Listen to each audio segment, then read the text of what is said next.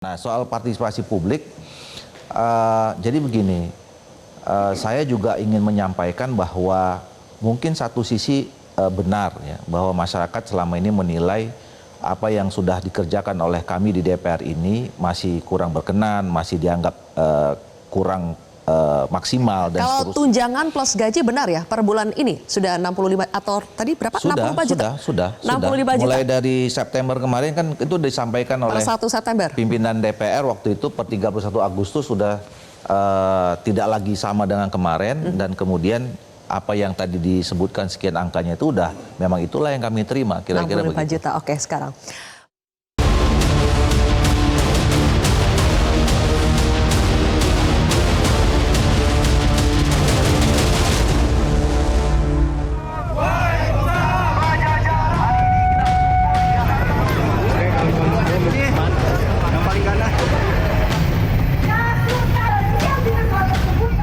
Semua tuntutan 17+8 ini semuanya krusial, tidak ada yang tidak krusial. Tapi semuanya didasarkan oleh 3 hal, yaitu transparansi, reformasi, dan empati. Itu menjadi dasar dan semua tuntutannya.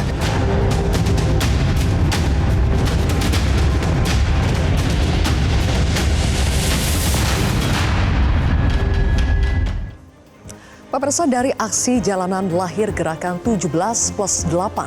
Gerakan ini bukan sekedar gaya-gayaan, melainkan solidaritas digital yang berubah menjadi tuntutan nyata kepada eksekutif, legislatif, aparat, hingga partai politik. Meski belum sepenuhnya mewakili kepentingan semua kalangan, tuntutan 17+8 jadi pintu masuk yang membuka ruang dialog rakyat dengan para petinggi yang selama ini sulit dijangkau. Perjalanan masih panjang, namun sumbu api perjuangan telah dinyalakan. Inilah kontroversi selengkapnya, Kawal 17+8 bersama saya, Zilvia Iskandar.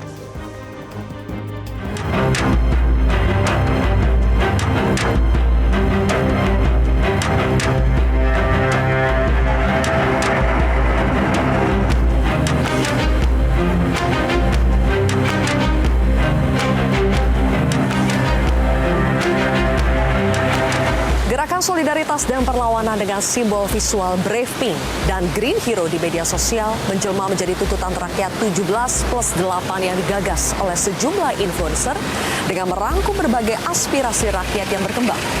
Tuntutan rakyat 17+8 itu telah sampai di gedung DPR ini. 17 tuntutan jangka pendek ditujukan langsung kepada Presiden, DPR RI, partai politik, hingga TNI Polri. Isi tuntutan antara lain bekukan tunjangan anggota DPR, hentikan kekerasan aparat, bentuk tim investigasi untuk mengusut tuntas kematian semua korban kekerasan aparat, hingga pecat kader partai yang memicu kemarahan publik. Sedangkan 8 tuntutan untuk jangka waktu setahun isinya lebih mendasar, seperti bersihkan dan reformasi DPR, reformasi partai politik, sahkan undang-undang perampasan aset, hingga TNI kembali ke barak.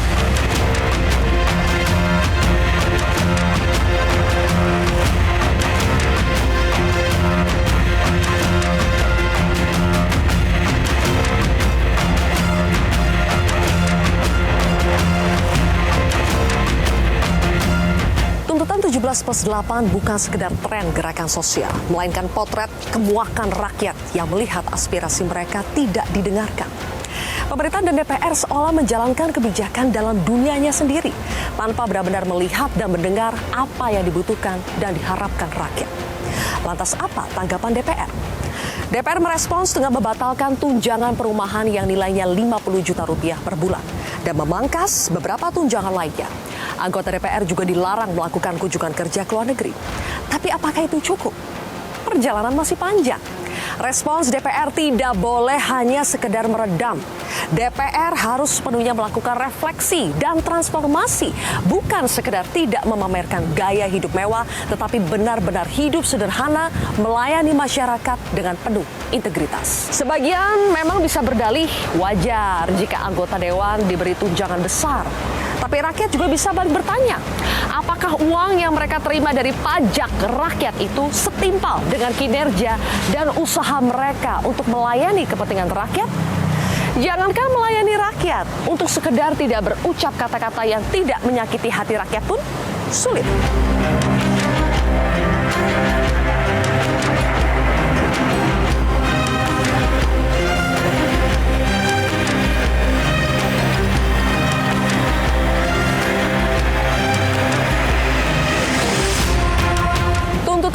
17+8 juga sampai ke tangan Presiden Prabowo Subianto. Pasca Agustus kelabu ketika demonstrasi besar menelan korban jiwa dan luka, istana dipaksa bergerak. Presiden Prabowo Subianto menyebut sebagian tuntutan masuk akal, seperti pembentukan tim independen untuk mengusut kematian Afan dan 9 korban sipil lainnya. Sebaliknya, tuntutan agar TNI ditarik kembali ke barak dan tidak terlibat dalam pengamanan sipil dinilai butuh perundingan lebih jauh. Respons lain yang dikeluarkan Presiden atas perkembangan situasi negeri ini adalah reshuffle kabinet. Senin 8 September lalu, 5 menteri diganti, termasuk Menko Politik dan Keamanan Budi Gunawan dan Menteri Keuangan Sri Mulyani. Apakah reshuffle kabinet adalah salah satu solusi memperbaiki negeri ini? Tuntutan rakyat tentu tidak berhenti sampai di 17+8. Berbagai koalisi masyarakat sipil, lembaga ekonomi dan sosial, sampai kampus juga membuat daftar tuntutan yang mereka tujukan ke negara. Kita berharap respons yang diberikan bukan hanya sekedar untuk menghilangkan asap, tetapi benar-benar menyelesaikan akar persoalan yang sesungguhnya. Kami akan membahasnya dengan sejumlah narasumber di studio Metro TV.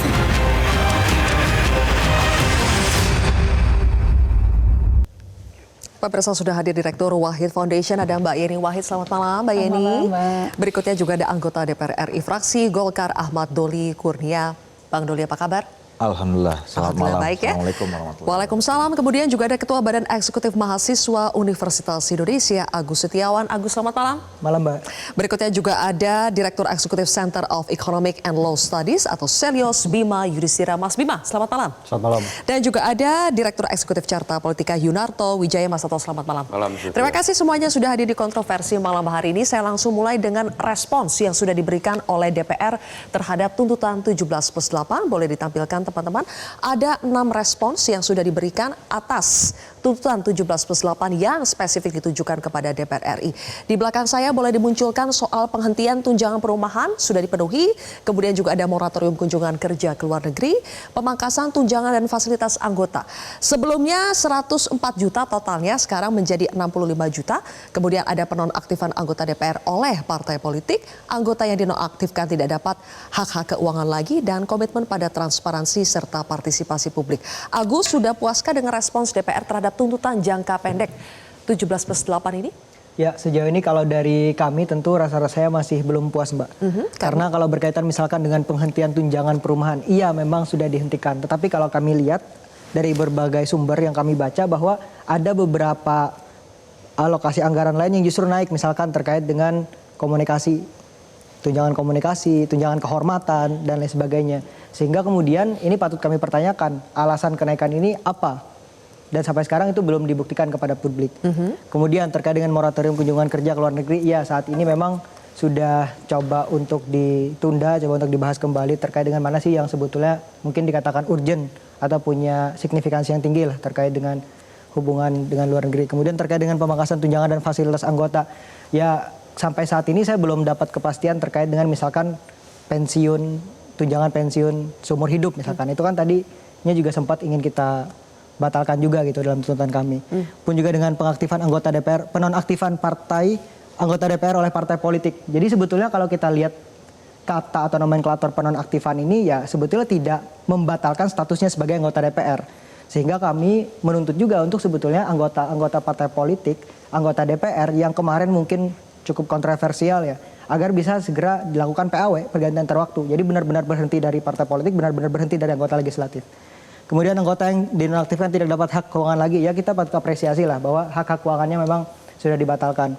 Kemudian terkait dengan komitmen pada transparansi dan partisipasi publik, ini yang paling berat mungkin ke depannya. Karena rasa-rasanya ketika kita berbicara mengenai transparansi kepada publik gitu, kerap kali transparansi itu dipandang ketika misalkan udah ada gejolak massa, Mbak. Padahal kan sebetulnya ini bare minimum yang harusnya dipenuhi oleh pejabat publik. Jadi sebelum kita minta pun transparansinya harus diberikan kepada publik. Entah itu terkait dengan tunjangannya, entah itu terkait dengan gajinya, entah itu terkait dengan misalkan pendapatannya, entah itu terkait dengan kinerjanya selama menjadi pejabat di DPR RI misalkan. Itu ini sebetulnya bukan hal yang extraordinary ya, semuanya bare minimum saja, minimum standar semuanya. Minimum yang harus dipenuhi oleh seorang anggota DPR. Bang betul. Doli, tanggapannya dong, apakah DPR merasa kali ini betul-betul berkomitmen untuk memenuhi semua tuntutan masyarakat atau ini sekedar lip service saja untuk meredam kemarahan publik sesaat? Ya, pertama sekali lagi saya tidak berhenti mengucapkan terima kasih ya kepada adik-adik mahasiswa dan masyarakat yang selalu menyampaikan aspirasinya ke DPR, ke rumahnya rakyat, ke rumahnya mereka gitu ya. Dan apalagi kemudian ada komitmen untuk selalu mengawasi dan mengawal kami gitu. Nah buat kami, buat saya terutama ini sesuatu yang perlu buat kami ya. Sebagai vitamin lah untuk tetap fokus kepada tugas pokok dan fungsi kami untuk menjalankan aspirasi dan kepentingan rakyat, bangsa dan negara Indonesia. Nah soal tuntutan itu tentu kan kita berupaya ya bahwa apa yang disampaikan 17+8 itu terutama 3 yang yang difokuskan kepada DPR itu sudah dijawab dengan 6 poin itu. Dan saya kira kalau bicara tentang komitmen ini bukan soal komitmen, ini udah berjalan semua, ini udah selesai ya, tinggal yang mungkin yang nomor 6 ya, partisipasi publik harus tetap dikawal. Partisipasi publik mungkin juga soal yang nomor 4 ini kan sedang berproses juga gitu. Nah soal partisipasi publik jadi begini, saya juga ingin menyampaikan bahwa mungkin satu sisi benar ya bahwa masyarakat selama ini menilai apa yang sudah dikerjakan oleh kami di DPR ini masih kurang berkenan, masih dianggap kurang maksimal dan seterusnya gitu. Dan itu adalah bagian dari koreksi kami ke depan. Nah tetapi juga jangan kemudian disimpulkan secara umum bahwa selama ini seolah-olah kami juga tidak bekerja gitu ya. Kalau bicara tentang partisipasi publik, saya sampai sekarang misalnya kami di Balek itu masih terus bekerja, dan kalau dilihat misalnya soal transparansi kinerja lah terutama ya, komunikasi. Ini sekarang kan DPR ini memang dibuat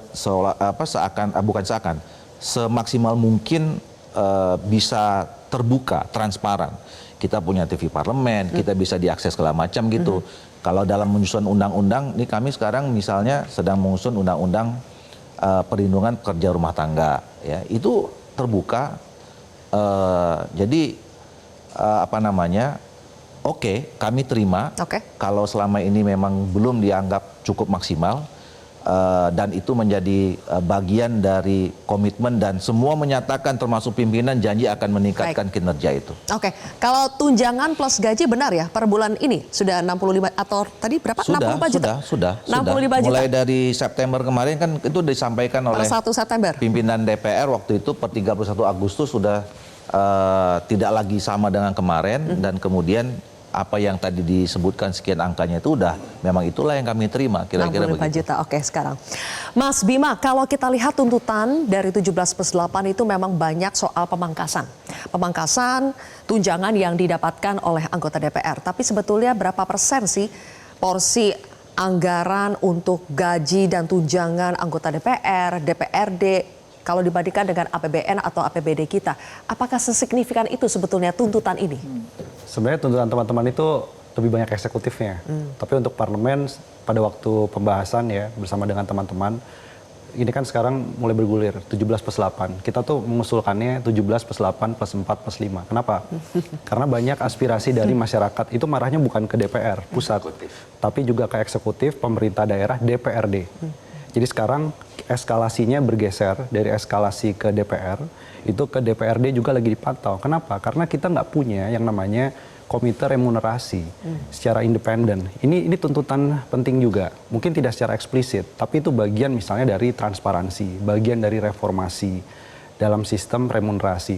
Contohnya begini, di beberapa negara yang cukup matang dari sisi parlemennya, itu tidak boleh misalnya 3 kali dari upah minimum mereka yang diwakili. Kemudian ada lagi menggunakan transportasi publik sebanyak 80% dari total gaji dan tunjangan. Ada lagi yang mengusulkan single salary aja. Jadi buat apa ada tunjangan suami, tunjangan istri, tunjangan anak, ada paket rapat lagi, ada transportasi, ada komunikasi lagi. Jadi single salary satu aja. Nah ini beberapa tuntutan-tuntutan yang memang harus dipikirkan ke depannya. Tapi bolanya kita paham juga, bolanya ini bukan di DPR semua. Tapi yang membuat tunjangan gaji, remunerasi itu juga ada di dalam Kementerian Keuangan. Nah ini harapannya eksekutif di Kementerian Keuangan ini beberapa yang memang harus membutuhkan peraturan Menteri Keuangan, perubahan Inpres dan lain-lain itu segera ditindaklanjuti. Oke. Eksekutif juga punya banyak masalah sebenarnya, punya banyak problem. Tadi Mbak Sylvia bilang bahwa ini baru pertama kalinya masyarakat sebagai pembayar pajak merasa uangnya dipakai untuk hal apa. Jadi terakhir kita punya masalah itu adalah pada waktu pemberontakan Samin dan pemberontakan petani Banten 1888. Sekarang muncul lagi. Jadi begitu kita melihat ini adalah isunya pajak. Nah, pajak ini harus dilekatkan pada reformasi. Harusnya bahas apa? Harusnya eksekutif sekarang selain utak-atik tunjangan membahas soal pajak kekayaan, wealth tax. Membahas soal pajak sektor ekstraktif. Karena yang membuat ketimpangan dan orang marah hari ini adalah kenapa pajak saya digunakan untuk mensubsidi dan memberikan insentif kepada sektor-sektor yang harusnya nggak dikasih insentif. Sektor-sektor ekstraktif yang harusnya hari ini itu penyumbang negaranya lebih besar. Baik. Nah, disinilah saya pikir jangan hanya kepada DPR pusat, tapi DPRD, Pemda juga eksekutif.